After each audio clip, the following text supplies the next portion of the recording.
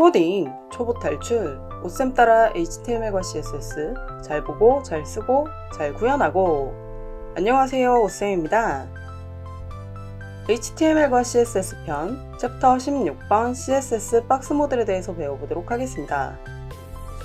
지난 강의에서 영역, 여백, 테두리 이런 것들을 좀 배웠었죠. 이 개념들이 요소를 구성하는 실제 콘텐츠입니다. 이 콘텐츠들이 구성된 관계를 박스 모델이라고 하거든요. 이번 강의에서 배우게 될 내용. 첫 번째, 박스 모델과 박스 사이징 속성. 두 번째, 박스 섀도우 속성. 어때요? 간단하죠? 하지만 공부는 누가? 네가! 동영상을 본 후에도 5번씩은 복습을 꼭 해주세요. 첫 번째 수업, CSS 박스 모델입니다. 저와 함께 쉽게 마스터를 해보도록 할게요. 그럼 요소, 엘리먼트에 대한 전체적인 박스 구조를 보도록 할게요. 자, 보시면 컨텐츠가 있습니다. 네, 그 다음에 패딩이 들어가죠. 그리고 테두리랑 컨텐츠 사이에 있는 걸 패딩이라고 하고요. 테두리는 굵기를 주는 거에 따라서 이렇게 들어가시게 됩니다. 그 다음에 테두리 다음으로 나오는 것이 이렇게 마진으로 처리가 됩니다. 이게 지금 전체적인 박스 구조거든요. 근데 이때 실제 요소의 크기는요. 네, 여기서부터 여기까지를 요소 가로폭이라고 해서 위드스로 적용이 되는 거고요. 이쪽부터 이쪽까지를 요소 높이라고 해서 헤이트로 들어가게 됩니다. 마진은 다른 요소와의 간격을 조절하려고 사용을 하는 거기 때문에 영역으로 포함되지는 않아요. 하지만 그래도 떨어지는 정도가 보이기 때문에 박스 구조로 보시기는 하셔야 되는 거죠. 그럼 박스 사이징 속성이라는 건요. 요소의 패딩과 테두리를 요소 영역의 안쪽에 포함할지 바깥쪽에 포함할지 여부를 지정하는 속성이에요. 자, 그럼 그림으로 보시면요. 컨텐츠 박스는 기본값인데 위드스랑 헤이트 수치에서 패딩과 테두리 수치를 아웃사이드 처리합니다. 밖으로 빼는 거죠. 그래서 100픽셀, 100픽셀짜리 영역이 있을 때 패딩이 20이 들어갔다? 그러면은 전체적인 크기는 140 정도가 되시는 거예요. 자, 그 다음에 바더 박스 같은 경우는요. 위드스랑 헤이트가 실제 100이라고 하더라도 테두리랑 패딩이 들어가 있다? 그럼 컨텐츠는 더 사이즈가 줄어들 수 있어요. 저 테두리는 일단 예시로 들지 않고 아까처럼 패딩을 20이라고 봤을 때 그러면 실제 컨텐츠는 안에서 60픽셀, 60픽셀이 되는 거죠. 그걸 인사이드 처리라고 하거든요. 근데 지금은 여기를 보시면 뭐 크기가 다르게 하진 않았는데 왜냐면 글자를 더 줄이면 안 보일까봐 제가 똑같은 사이즈로 이렇게 해놨는데요. 다음 화면에서 보시면 이렇게 처리되는 거죠. 실제로 지금 얘네들은 크기는 똑같은 거거든요. 근데 이 테두리가 바깥쪽으로 나가느냐 이렇게 안쪽으로 들어오느냐의 차이예요. 그래서 아웃사이드 처리되는 거는 실제적으로 테두리랑 패딩을 주면 크기가 훨씬 커지는 거고 인사이드 처리했을 때는 그냥 위드스 헤이트 그 수치로 그냥 고정이 되시는 겁니다. 그림으로만 설명하면 완전한 이해가 되시진 않을 것 같아서 실습을 통해서 더 이해를 시켜드리도록 하겠습니다. 그래서 박스 사이징 속성을 실습을 해보도록 할게요. HTML 문서에는 div 태그를 2개를 적어서 이렇게 박스 처리를 해놨고요. 첫 번째 박스 01에는 컨텐츠 박스를 넣을 거고 박스 02에는 바더 박스를 넣을 거예요. 그리고 div 태그한테 공통적으로 크기를 줬어요. 위드스 8를 100픽셀로 준 거죠. 그 다음에 마진은 2개가 너무 붙어서 나오면 보기가 안 좋을까봐 2개 사이에 여백을 주기 위해서 바깥쪽 여백으로 줬습니다. 그 다음에 패딩은 20을 줬고요. 테두리, 바더는 5픽셀을 줬습니다. 자, 그럼 저희가 이 브라우저에서요. F12키를 누르면 이렇게 크롬 개발자 모드가 뜹니다. 그때 이 화살표 모양이 있으실 거예요. 그럼 요소를 선택할 수가 있거든요. 그리고 단축키는 보시면 Ctrl Shift C라고 보시면 이렇게 나오는데 이렇게 X 누르고서 크롬 개발자 모드를 키지 않았을 때 Ctrl Shift C를 누르셔도 이렇게 선택을 하실 수가 있어요. 요소를 선택을 할 수가 있는 거죠. 자, 그럼 지금 보시면 이쪽 파트는 그냥 마진이에요. 마진에 대한 영역이 지금 나오고 있는 거고 여긴 테두리 있고 이 파트가 지금 패딩인 거죠. 그리고 이게 실제 콘텐츠 영역인 거거든요. 근데 지금 박스 01에 보면 150, 150으로 나오는 거 보이시죠? 우리는 위드스랑 헤이트에는 100 적었잖아요. 이때 왜 150, 150이 나오냐면 여기가 20, 20 그럼 더하면 40이죠. 그 다음에 이쪽이 5픽셀, 5픽셀 그렇기 때문에 최종적으로 150이 되는 겁니다. 그래서 저희가 박스 01에다가 박스 사이징 속성은 컨텐츠 박스 기본값이에요. 그럼 바뀌지 않고 아웃사이드 처리가 되면서 패딩 수치와 바더 수치가 바깥으로까지 넘어가는 형태를 가집니다. 그래서 지금 실제 요소의 가로폭만 볼게요. 요소의 가로폭을 보시자면 이렇게 들어가는 거거든요. 요소의 가로폭은 위드스 넣고 그 다음에 이제 패딩을 넣는데 곱하기 2를 하셔야 되겠죠. 양쪽으로 들어가게 되니까.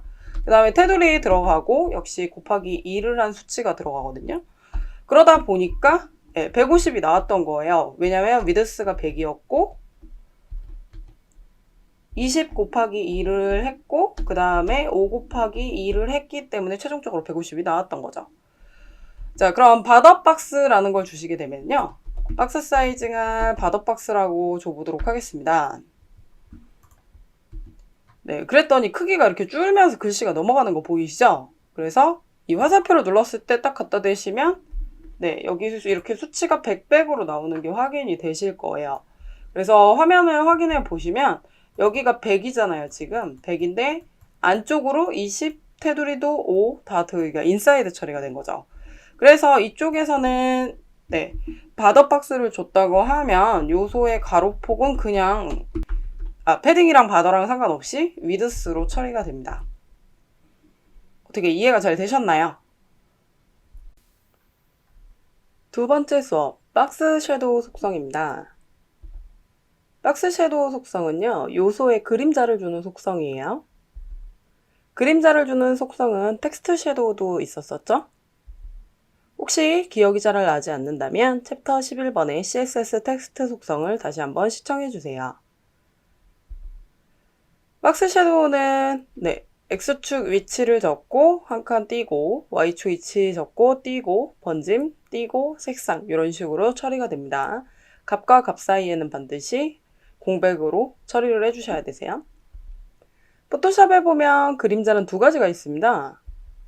드롭 섀도우랑 이너 섀도우라는 게 있는데 드롭 섀도우는 바깥쪽 그림자를 의미하고요. 이너 섀도우는 안쪽 그림자죠. 그래서 바깥쪽 그림자 코드는요. 아까 보셨던 것처럼 박스 섀도우에서 X축, Y축, 번짐 색상으로 적으시면 이렇게 바깥쪽으로 들어가게 되고요. 안쪽 그림자는 코드는 다 똑같은데 그 코드 앞에다가 인셋이라는 걸 값으로 붙여주시면 이렇게 안쪽 그림자로 들어가는 것을 확인하실 수 있습니다. 그럼 실습을 통해서 박스 섀도우 속성을 보도록 하겠습니다. 박스를 div 태그를 3개를 HTML에 넣어놨고요. 한 개 한 개씩 처리를 해볼 거예요.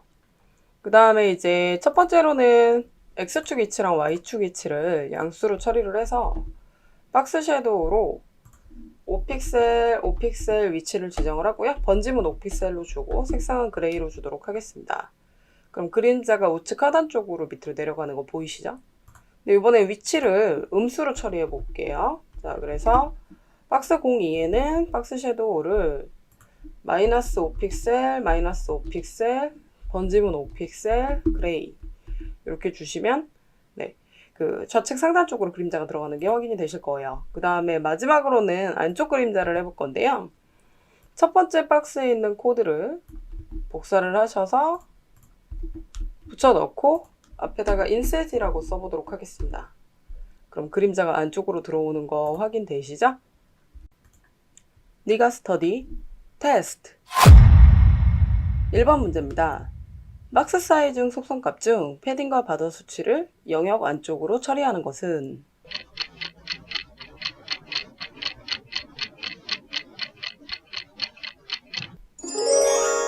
정답은 2번입니다. 패딩과 바더를 영역 안으로 처리하는 것은 바더 박스입니다. 2번 문제. 다음 중 요소 자체에 그림자를 주는 속성은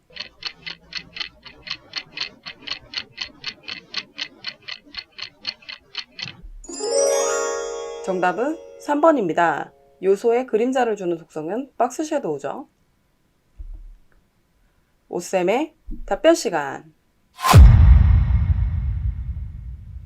첫 번째 질문. 박스 사이징을 안 쓰고 그냥 계산해서 쓰면 되지 않나요? 이 속성의 좋은 점은 뭔가요? 네, 상관은 없거든요. 박스 사이징을 안 써서 컨텐츠 박스로 처리해서 써도 되고, 박스 사이징을 써서 바더 박스로 처리해도 되는데, 어떻게 사용할지는 개발자가 잘 선택해 주시면 될 것 같습니다. 근데 제 생각에는 사용하면 머리가 좀 덜 복잡해질 것 같거든요. 그래서 그 예시를 잠깐 드려보도록 할게요. 자, 요거는 서울대학교 병원 홈페이지고요. 요 파트를 보실 거예요. 여기 진료 예약부터 이 로그인 창 있는 요 파트 보이시죠? 자, 여기가 1100이더라고요, 사이즈가. 그럼 얘네들의 사이즈가 있고 이렇게 여백이 있죠. 근데 이렇게 컨텐츠가 있을 때 안쪽에 패딩이 들어가 있고 이쪽은 테두리랑 패딩이 같이 들어가 있습니다. 이때 박스 사이징을 안 주면 얼마나 귀찮아지는지에 대해서 좀 보시도록 하겠습니다. 답변에 대한 예시로 HTML 문서를 만들어 놨습니다. 브라우저 아래 거는 서울대학교 실제 사이트고요. 위에 거는 저희 지금 HTML에 대한 실시간 미리 보기입니다. 그래서 태그 구조를 어떻게 짰냐면요. 랩이라는 클래스로 부모로 처리를 했고 아래쪽에다가는 div 박스를 전부 4개씩을 처리를 했습니다. 자, 그리고 이제 4개의 박스로 되어 있기 때문에 걔네들이 각각의 색이 들어가 있죠. 그럼 왜 부모를 줬냐면요. 여기 홈페이지 보시면 이렇게 가운데 오는 거 보이시죠? 가운데 오는 공식과 위드스를 주기 위해서 랩이라는 걸 줬어요. 그래서 제가 여기를 블록 주석으로 걸어보면 이 분홍색 라인이 실제 부모 사이즈인 거거든요. 네, 이렇게 되는 거 보이시죠? 저기를 1100으로 처리를 했습니다. 1100으로 처리를 했고 이 한 박스마다는 260, 260 사이즈로 되어 있어요. 260짜리 4개를 하면 1040이고요. 여기 사이사이마다 이렇게 마진이 들어가 있죠. 20씩. 그래서 20 곱하기 3으로 60을 주셔가지고 1100이 됩니다. 자, 그리고 플로트 레프트로 수평 나열 처리들을 다 해놨고요.